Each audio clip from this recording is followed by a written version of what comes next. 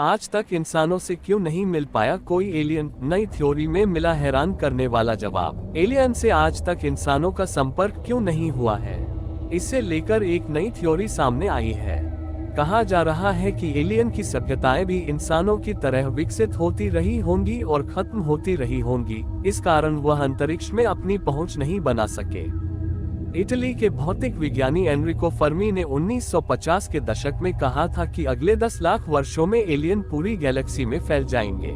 हालांकि अभी तक इंसानों और एलियंस का कोई संपर्क नहीं हुआ है, जिसके बाद सबसे बड़ा सवाल है कि आखिर एलियन कहाँ है। इस विचार को बाद में फर्मी पैराडॉक्स के रूप में जाना गया। इसने कई वैज्ञानिकों और विशेषज्ञों को ये सोचने पर मजबूर कर दिया है कि मनुष्य अभी तक एलियन तक क्यों नहीं पहुंच सके हैं। हालांकि गाहे बगाहे यूएफओ और एलियन मिलने की चर्चा दुनिया में अक्सर होती रहती है, लेकिन दो खगोल जीव विज्ञानियों एस्ट्रोबायोलॉजिस्ट्स ने एक नए सिद्धांत से इस प्रश्न का उत्तर देने का प्रयास किया है।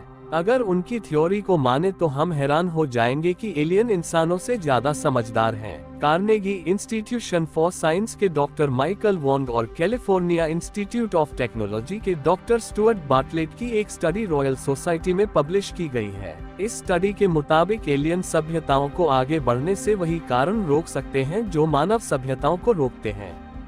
वैज्ञानिकों का तर्क है कि मनुष्यों की ही तरह एलियन सभ्यता भी तेजी से बढ़ती है और खत्म होती है।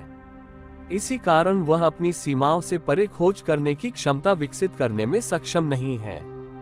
अतीत में भी कई इंसानी सभ्यताएं इस प्रक्रिया से गुजरी हैं। स्टडी में कहा गया है कि धरती पर कई इंसानी सभ्यताएं रही हैं और एक समय बाद वह पूरी तरह खत्म हो गईं, जैसे रोमन साम्राज्य और प्राचीन मिस्र की सभ्यता। एलियन भी इसी तरह के विकास और विनाश के क्रम से नहीं बचे होंगे।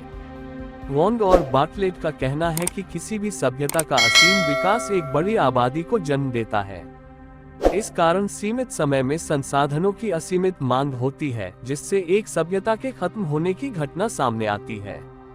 वैज्ञानिकों ने अपने पेपर में सुझाव दिया कि एलियन संभव है कि सभ्यता के विकास और विनाश के क्रम को समझ गए हों और इसलिए वह सिर्फ उतना विकास करते हैं जिससे उनका अस्तित्व न खत्म हो।